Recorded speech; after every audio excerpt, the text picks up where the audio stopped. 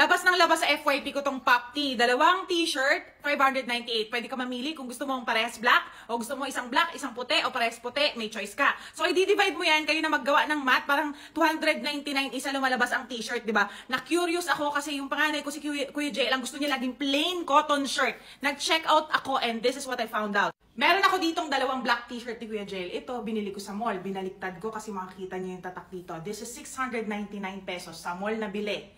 And ito naman yung Pop Tee na chinek out ko dito sa TikTok na lumalabas, mas maganda pa yung quality niya. Again, etong 598 na presyo nito, parang nakita ko naka-red siya. I don't know kung baka naka-sale ha. So, yung price nito pwedeng magbago anytime ha. Pero 598 pesos ko nabili to, dalawa na. So ito guys, mas maganda pa yung quality niya sa nabili ko na 699. So pag 598 dalawa, lumalabas 299 lang isa. So ito yon.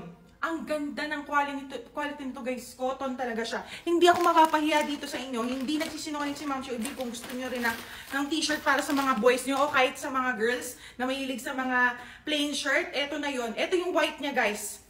Ganun lang din yung presyo kasi yung 598, dalawa na. Mamimili ka, di ba, kung gusto mong parehas black o parehas white o combination. Ang binili ko combination.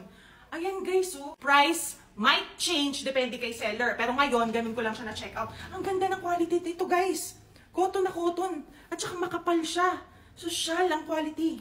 Ayan, tapos ang laki pa ng mga sizes niya. Meron mula small hanggang yung malalaking tao. Kaya si Kuya JL meron eh. Si Kuya JL 6'2" ha, meron siya size dito, 3XL. Ayan guys, nako, maganda to. Kung naghahanap kayo ng plain cotton shirt, eto na yon.